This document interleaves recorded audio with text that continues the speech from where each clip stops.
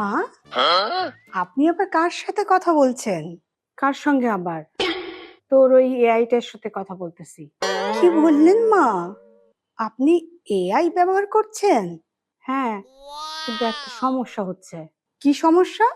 আমি ওকে একটা কথা জিজ্ঞেস করি, সে আবার আমাকে উল্টা জ্ঞান দেয়। কি জিজ্ঞেস করেছেন? জিজ্ঞেস করলাম, আমার বৌমা সারাদিন ফোন টিপে কি করে? তারপর?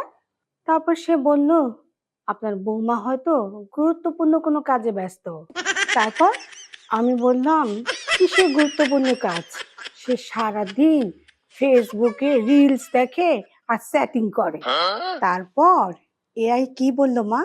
কয়, বিনোদনও মানসিক স্বাস্থ্যের জন্য গুরুত্বপূর্ণ। এআই তো দেখছি আমার পক্ষ নিচ্ছে। এই জন্য তো রাগ উঠতেছে। মা, যতই চেষ্টা করেন আপনি এআই কে কিছুতেই হারাতে পারবেন না। কেন পারবো না? অবশ্যই পারবো। কারণ এআই আপনার থেকেও অনেক বুদ্ধিমান। বুদ্ধিমান?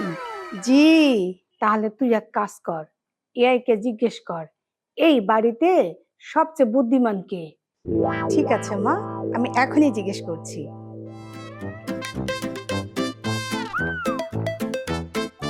মা, এআই বলছে এটা নির্ভর করে পরিস্থিতির উপর। দেখছিস দেখছিস, কি হলো মা? এআই উত্তর দিতে ভয় পায়।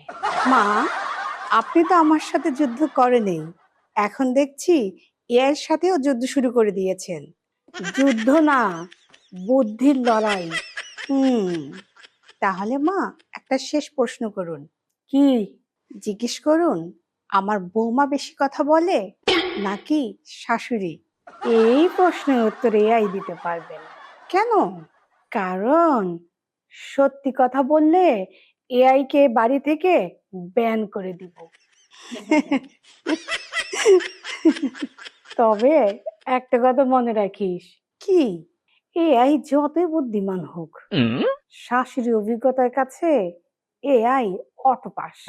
মা, আপনার এই ডায়লগটা এআই কে দিয়ে লিখিয়েছেন না তো?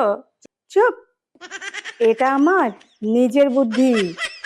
আপনার বুদ্ধি নাকি এআই এর বুদ্ধি সেটা তো আমি বুঝতে পেরেছি। হুম, নিজে আসছে অটোপাস, আবার আসছে আমার বুদ্ধি পরীক্ষা নিতে।